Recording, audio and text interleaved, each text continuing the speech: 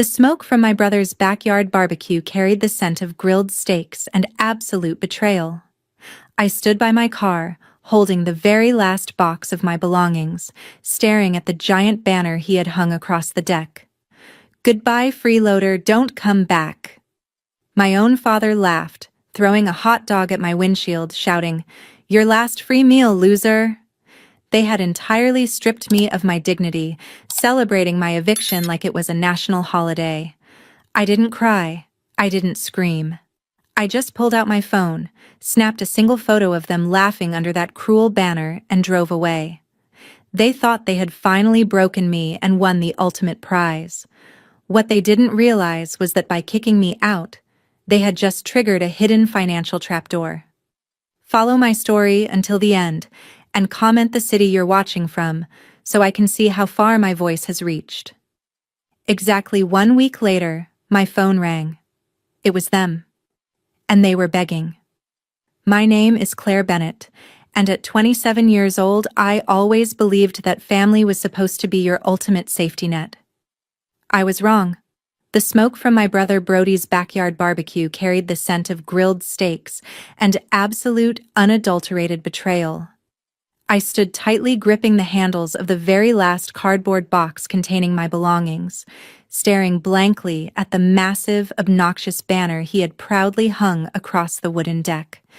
It read in bold, mocking letters, "Goodbye, freeloader, don't come back."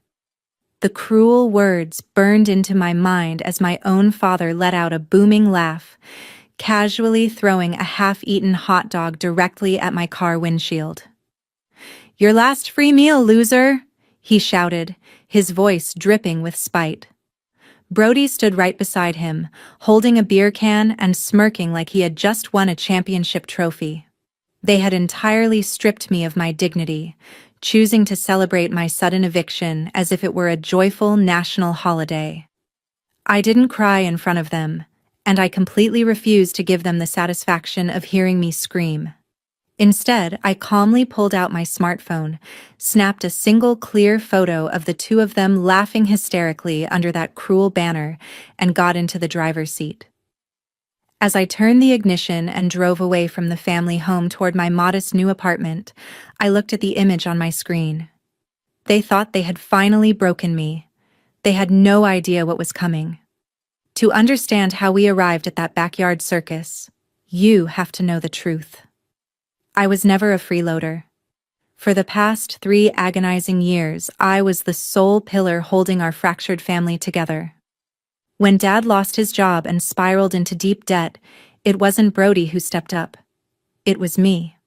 I quietly managed the household accounts, paid the soaring utility bills, and transferred thousands of my own hard-earned dollars to keep the mortgage from defaulting.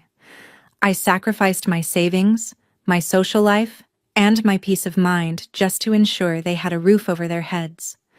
But Brody was the golden child who could do no wrong. He possessed a toxic talent for manipulation, and while I was working late shifts, he was whispering venom into Dad's ear. He systematically convinced Dad that my financial oversight was actually an attempt to control the house and treat them like charity cases.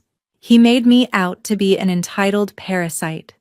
Dad, blinded by his pride and his favorite son's lies, handed me a 30-day eviction notice without looking me in the eye. On my final walk to the door, I tried to reason with them one last time. "You need to listen to me," I warned calmly, holding a folder of statements. "The household infrastructure is deeply tied to my name. If I leave, the foundation goes with me." Brody just scoffed, waving his hand dismissively while Dad muttered about me trying to scare them. They genuinely believed they were inheriting a debt-free kingdom.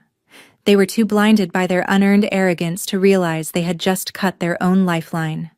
When I unlocked the door to my new apartment, the silence was absolute bliss. I set down my last box, sat at my small kitchen table, and opened my laptop. It was time for a clean, surgical break. For years, I had allowed my credit cards, bank accounts, and personal information to act as the hidden machinery running the family home. They wanted me out, so it was only fair that my financial footprint left with me. Methodically, I logged into each online portal. I started with the electric company, clicking through the settings to remove my primary bank account and instantly unlinking my saved credit card from the automated billing system. Next came the high-speed fiber internet and the premium streaming packages, the ones Brody used every single day while lounging on the sofa. I canceled the subscriptions entirely. If they wanted entertainment and Wi-Fi, they could input their own card numbers. Finally, I tackled the most critical anchor, the bank. I pulled up the secondary loan agreement I had been quietly co-signing to prevent Dad's old debts from ruining the property. I filled out the official digital paperwork to formally remove myself as a guarantor and submitted an authorized request to decouple my name from the joint household water and gas meters. By the time I closed my laptop, the digital lifeline holding their comfortable lifestyle together had been completely severed.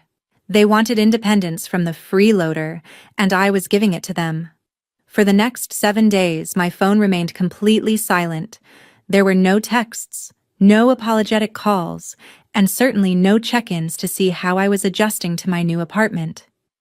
It was a suffocating quiet, but it gave me the exact space I needed to heal.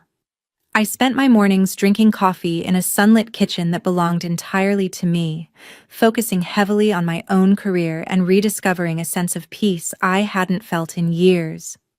I purposefully kept my distance, resisting any urge to peek back into their world. Meanwhile, beneath that calm surface, the automated financial dominoes I had set in motion were beginning to systematically collapse. Brody and Dad were completely oblivious to how real-world logistics worked.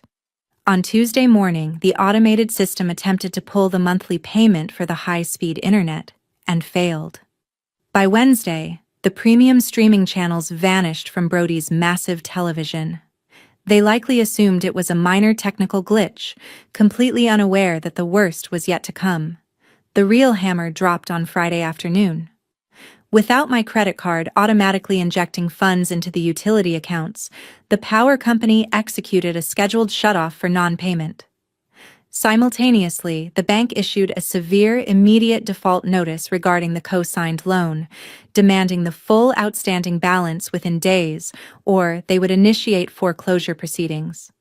The hidden framework that allowed them to live so comfortably had vanished. The crushing reality of what it actually cost to run that house hit them all at once, shattering their unearned arrogance. On Saturday morning, my phone suddenly exploded with life. The screen lit up with a relentless barrage of missed calls, urgent voicemails, and increasingly frantic text messages from both Brody and Dad. The peaceful sanctuary I had carefully built over the week was momentarily punctured by the vibrating device on my kitchen counter. I let it ring for an hour, watching the notifications pile up, before I finally decided to swipe the screen and answer. "Claire! What the hell did you do?" Brody's voice screamed through the speaker, the arrogant, smug tone he possessed at the barbecue completely gone, replaced by pure, unbridled panic. "The power is completely out, the internet is cut off, and Dad's credit cards were just declined at the grocery store.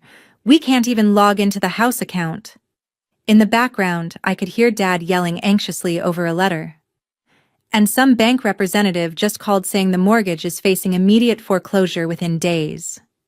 I took a slow, deliberate sip of my coffee, feeling an unexpected wave of absolute calm wash over me. "Fix the glitch in the system right now, Claire," Brody demanded, his breathing heavy.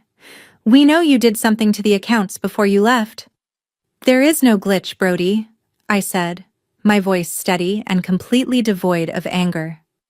"You both made it very clear that you didn't want a freeloader ruining your home. So when I left, my money and my credit cards left with me. I simply stopped paying the bills for a family that throws hot dogs at my car and hangs insulting banners on the deck." "But we can't afford this," he stuttered, the reality finally sinking in. "You have to help us." "You wanted the kingdom, Brody," I replied smoothly. "Now you get to figure out how to pay for it." Less than 2 hours after that phone call, A heavy, desperate knocking echoed through my front door. I walked over and opened it to find Brody and Dad standing on my porch, looking completely humbled and exhausted. The expensive beer and smug smiles from the barbecue were nowhere to be found. Instead, Dad looked older. His shoulders slumped as he clutched a stack of red past-due notices, while Brody nervously shifted his weight from side to side. "Claire, please," Dad said, his voice cracking with an emotion that sounded dangerously like regret. "We didn't know how much you were doing. The bank is going to take the house. We need you to sign back on as a guarantor. Just until we get on our feet." I leaned against the doorframe, looking down at them. I slowly brought up my phone, swiping to the photo I had taken just 1 week ago at the barbecue. I turned the screen toward them, displaying the image of the two of them laughing hysterically underneath that giant "Goodbye Freeloader" banner. "Do you remember this?" I asked softly, the silence on the porch stretching out. "You threw a party to celebrate throwing me out. You humiliated me, called me a parasite, and treated my kindness like weakness. I spent 3 years sacrificing my life to protect you, and you repaid me with a hot dog thrown at my windshield. We were wrong, okay?" Brody practically begged, stepping forward. "We need your help, Claire. We can't do this without you." "The freeloader has officially left the building," I said, looking them both in the eye. I stepped back and firmly closed the door, locking it tightly. It took exactly 3 months for the dust to fully settle on the ruins of their unearned arrogance.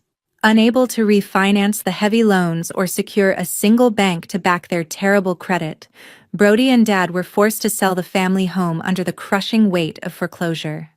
They had to downsize significantly, moving into a cramped, run-down 2-bedroom apartment on the edge of town.